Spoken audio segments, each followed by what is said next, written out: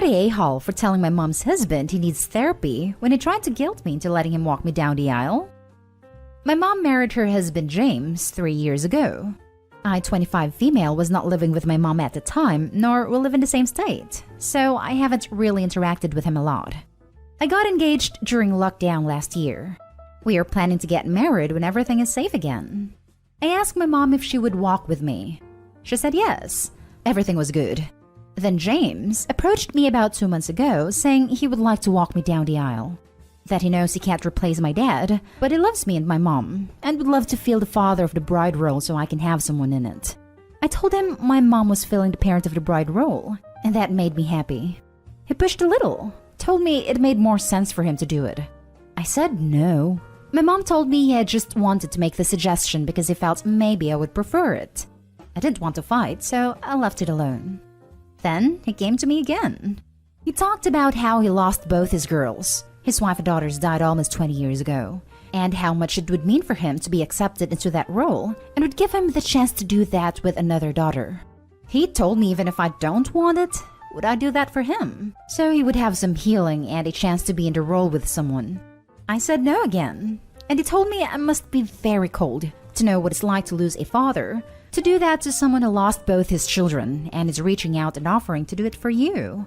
I told him maybe he needs therapy if it's so hard, and he's so caught up in the loss of them that he can't see me as my own person, and as someone who would want my remaining parent to walk with me and fill that role. He was offended I would make that suggestion. My mom then bent over apologizing after she heard what happened. I guess she hadn't known the whole thing from before. He's still, I want to say salty, but he's still offended and thinks I overstepped. Did I? Am I the a-hole? And before anyone asks, my fiancé and I are paying for the wedding ourselves, and he is not contributing to anything. Now for the top comments. Not the a-hole. He told me even if I don't want it, would I do that for him? Huh? You barely know the guy and he told you to disregard your own feelings on your own wedding day? Tell him to GTFO. What is he on? What kind of man has the audacity to ask a woman he barely knows to turn her wedding into his personal therapy session? Does he really believe that a 45-second walk with a stranger is going to cure him? Why is he asking her to give up what she has planned on an incredibly important day just to cater to his wants? He could have slapped her face and said, "You mean nothing. I'm the only person that matters in this world," and it would have the same effect. If only we had a word to perfectly describe this kind of person. Oh wait, narcissist. Not only is the OP not an a-hole, but she actually made an astute observation in that her stepfather is indeed in need of therapy to unpack and process some of his feelings of grief and loss that he has obviously not dealt with sufficiently. Okay, y'all are starting to get a little carried away with the insults. Obviously, OP is not a-hole, but that's because she's 100% correct. What kind of man has the audacity to ask a woman he barely knows to turn her wedding into his personal therapy session? The kind in desperate need of therapy. No, OP's wedding is not a place, obviously. But God knows there are few kinds of trauma more damaging than loss of a child. And I say this as the child of 2 dead parents. 1 cancer, 1 self-deletion. Both before I graduated college. I've gone to therapy, and I'm still hurt. But man, the thought of losing 1 child, let alone 2, rocks me to my core. Trauma like that puts you in a headspace that makes clear lucid thought a cruel joke.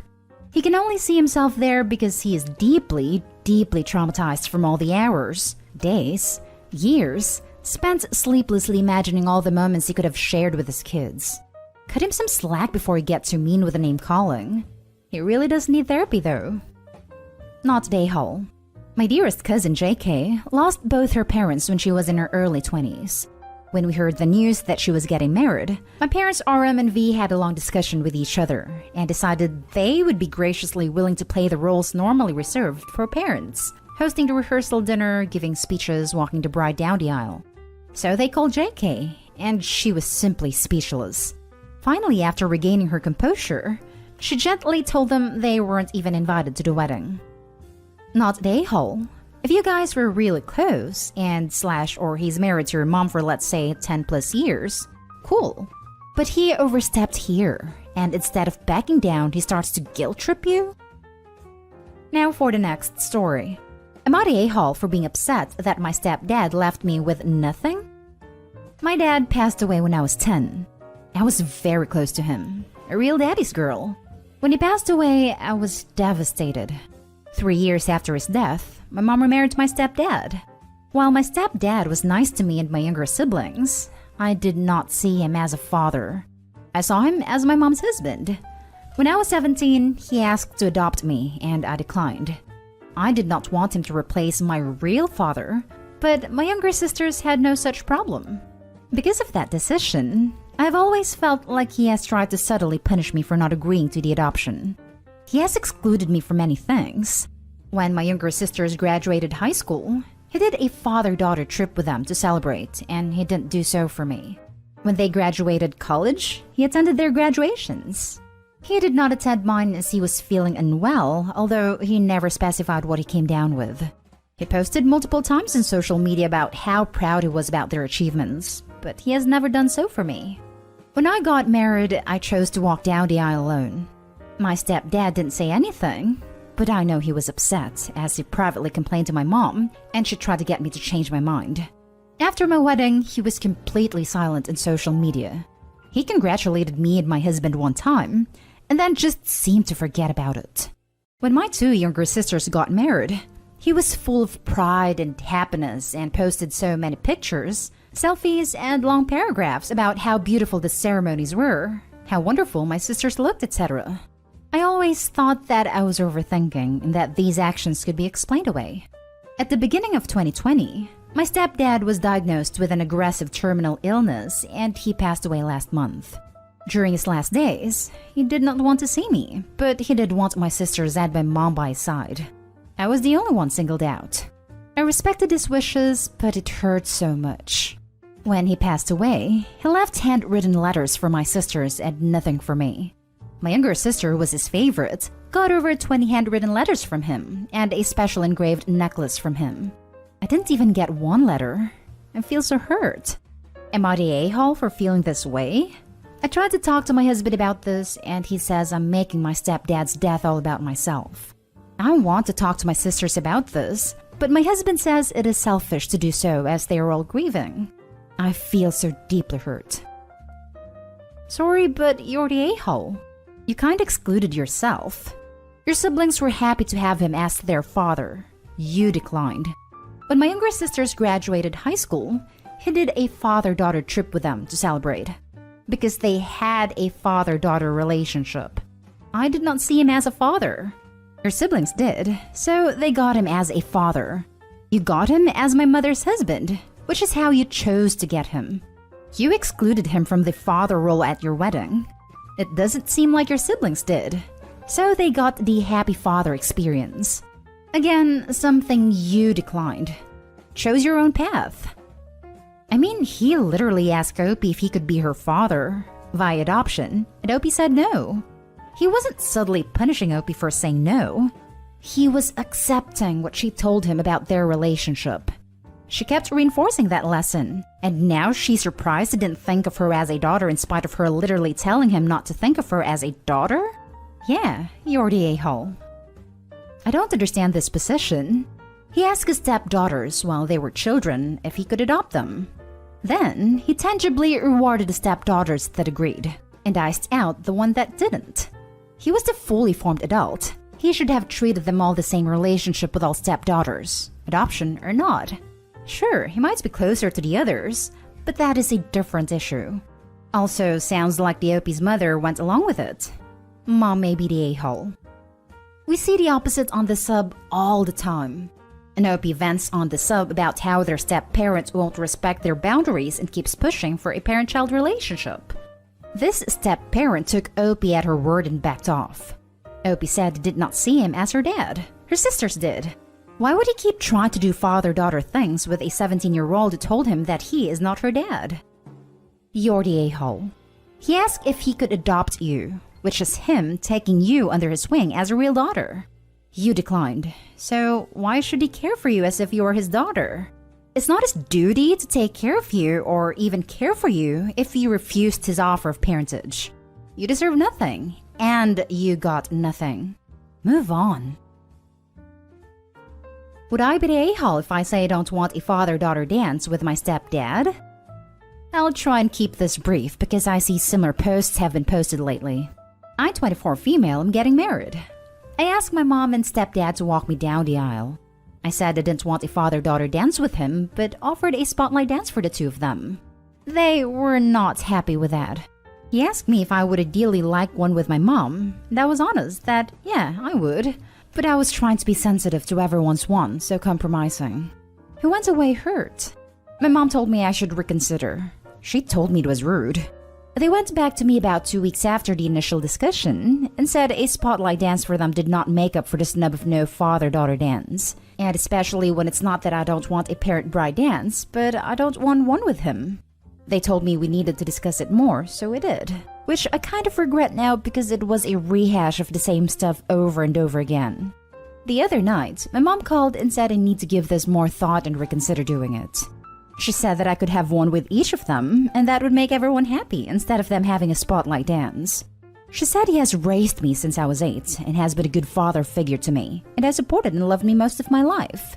All of this is true, but, and I know this will likely be what sways some people, he was always second best to me in terms of my longing and grief for my dad who died 8 months before he and my mom got married. He could just never take that role.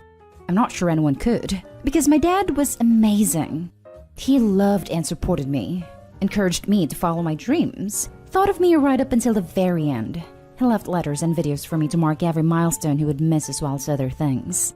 I have so much love and some great memories of my dad. And I just never found that kind of love for my stepdad. It's not that I don't appreciate him being there for us, and I know he tried, but I never felt even half of what he feels for me.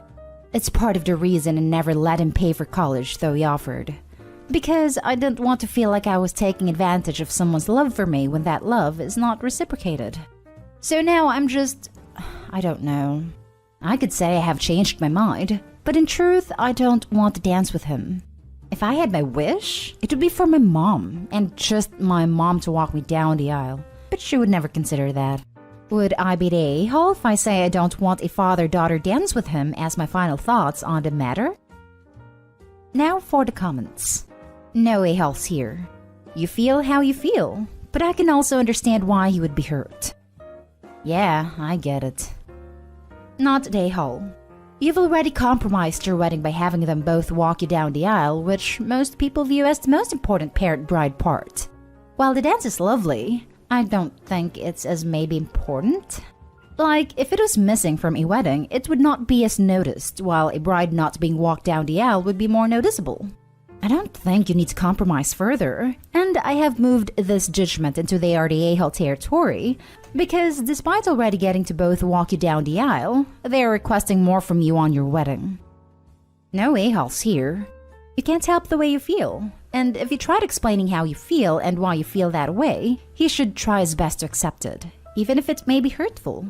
I'm not telling you what to do, but maybe at this point next the parent dances all together so no one person is jealous or hurts over another. It is your day, and you can do whatever you want. A biological parent figure is something no step-parent can fully replace, even if they are loving and the best step-parent ever. The dance with my mom isn't happening anyway.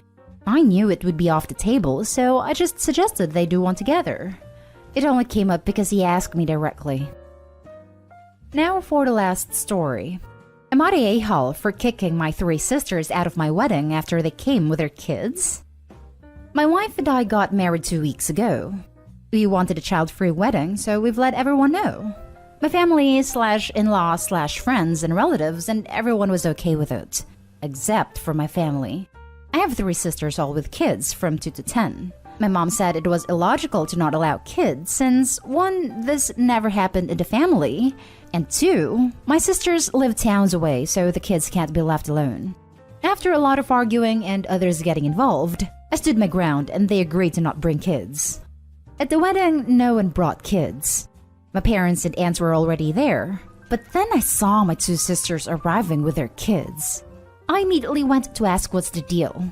They began arguing with me when I said I won't be letting them in with the kids. Then I saw my older sister came with her kids in the car. I was pissed. I asked why they decided to go against the rule and bring kids. My mom started yelling at me when I told my sisters they weren't allowed in with the kids. Everyone was yelling at me. I had to get the security involved to make them leave. My parents and aunt left shortly after. They were so pissed at me, and I got nasty texts later, and my cousin posted about my crappy wedding on Facebook. Days later, I've gathered a family and explained what they did was wrong. I asked if I allowed my sisters with their kids, what message that sent to my in-laws and friends who wanted to bring kids but they couldn't. My sisters argued with me, and it turned out my mom told them to bring their kids and should deal with me later. I told them they could have arranged for a babysitter, but my mom said they wanted to celebrate as a whole family. Said that I ruined my own wedding by making a scene, and everyone will always remember my wedding as a disaster. A crap show because of mine and my wife's child-free bull. They said the only way to fix it is to have another wedding/party and include everyone, especially kids. I called them unreasonable. I asked Mom where the hell she got the nerve to even demand that. They blamed my wife and claimed it was deliberate. I left. They started talking to my wife, trying to convince her that they don't approve of what happened and that they're giving us the chance to fix the situation, otherwise their relationship is damaged. This caused me a headache, and I don't think what I did was wrong. I just want them to have some respect for my wife and her family. Not today, Hall. Your wedding. You set the rules and the guest list. Kids weren't on it. They broke the rules intentionally and they suffered the consequences. Stand your ground. Exactly. Do not throw that second party, because it only sent a message that you were wrong and they were right, and you shouldn't have held a child-free wedding. Don't argue about it anymore. Just do the broken record thing. Keep repeating you knew the rules and guest list. You intentionally broke your word when you said you weren't going to bring the kids. It's not my fault you face the consequences of your own actions. Just keep repeating that over and over again, no matter what they say. Not today, Hall, but do throw a second party. At the second party, don't invite mother or sisters. If you want to, invite their kids, with the condition they, mom and sisters, are still not invited. Not today, Hall, and your family's massively crappy. I'm betting this isn't the first time they've tried to bully you to get their way. Tell them to pound sand. Exactly. The fact that they agreed to the no kids rule but did it anyways just screams they think they are better than everyone else and above the rules. Not today, Hall. You asked them beforehand to not bring kids and they did anyway.